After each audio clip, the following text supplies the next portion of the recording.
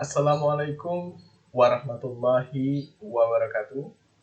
Saya Zulkan Satyaji dengan NPM G1B0200004 akan menyampaikan suatu pidato tentang pendidikan di masa pandemi. Bismillahirrahmanirrahim. Assalamualaikum warahmatullahi wabarakatuh. Om Swastiastu, Namo Buddhaya, Salam Kebajikan.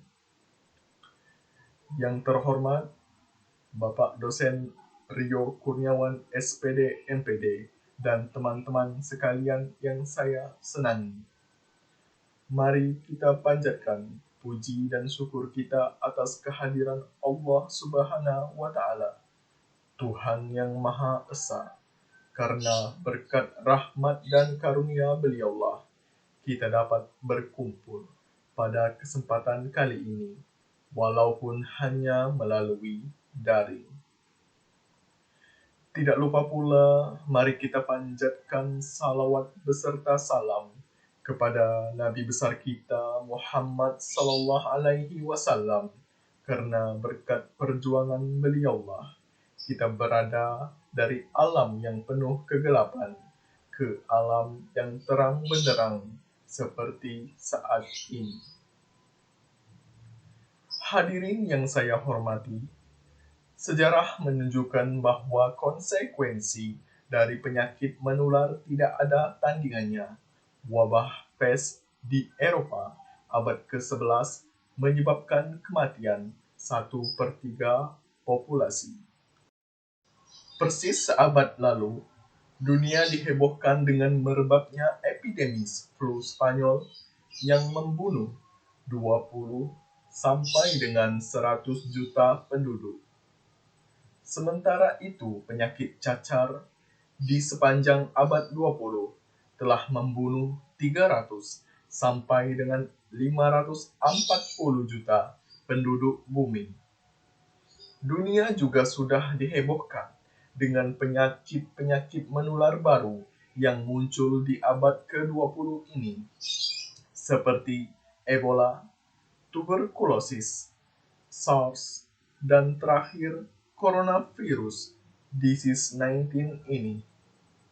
Masyarakat dunia dihebohkan dengan banyaknya dampak yang dihasilkan wabah virus corona disease 19 ini. Bukan hanya terbatas pada persoalan medis, dunia dan segenap masyarakatnya harus menelan pil pahit. Lantaran wabah coronavirus disease 19 ini berpengaruh terhadap seluruh dimensi kehidupan masyarakat. Bagi kita para mahasiswa-mahasiswi, wabah coronavirus disease 19 ini juga berdampak secara langsung terhadap segi-segi kehidupan kita. Salah satunya pada segi pendidikan di Indonesia saat ini. Sejak dikeluarkannya surat edaran dari Menteri Pendidikan dan Kebudayaan Indonesia nomor 4 tahun 2020 tentang pelaksanaan kebijakan pendidikan dalam masa darurat penyebaran coronavirus disease 19 ini, maka sistem perkuliahan tatap muka diganti dengan sistem belajar dari rumah secara online. Kebijakan ini mendorong mahasiswa untuk mengisi waktu dengan mempelajari berbagai materi di rumah, tanpa sibuk ke kampus. Kebijakan ini sejatinya tidak hanya berhenti pada anggapan bahwa ada perubahan sistem pembelajaran tatap muka menjadi kuliah online. Model kuliah online di tengah pandemi sungguh berbeda karena yang diperhitungkan bukan sistem atau konstruksi pendidikan, tetapi soal keprihatinan individu terhadap kecemasan bersama. Keprihatinan ini merupakan suatu bentuk solidaritas sosial di mana seorang berusaha untuk menyelamatkan yang lain di tengah situasi krisis. Sebagai warga negara yang baik, kita harus mengikuti peraturan yang telah diatur dan dirancang oleh pemerintah untuk mengikuti pola pendidikan secara online, maka muncul suatu tuntutan baru bagi mahasiswa di mana ada kewajiban untuk fasih mengeksplor dunia digital. Institusi pendidikan mesti membekali para mahasiswa dengan pengetahuan yang memadai untuk menjelajah sistem online yang difasilitasi oleh berbagai platform digital seperti Google Classroom, Zoom Meeting, Google Meet, YouTube, WhatsApp Group, e-learning, dan platform digital lainnya.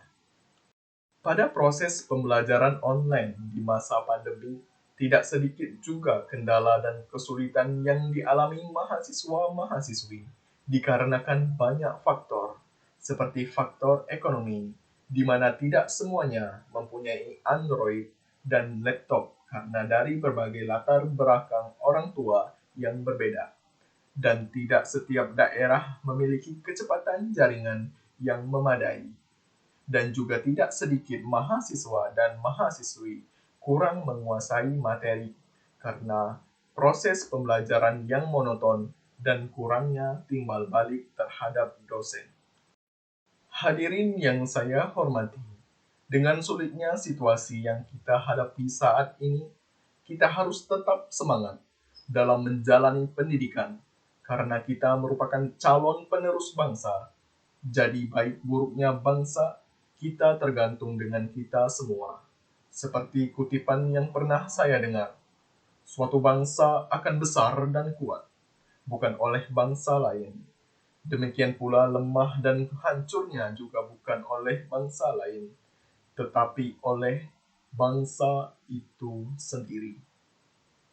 Mungkin hanya ini yang dapat saya sampaikan pada kesempatan kali ini. Apabila ada kesalahan, saya mohon maaf. Kepada Tuhan, saya mohon ampun.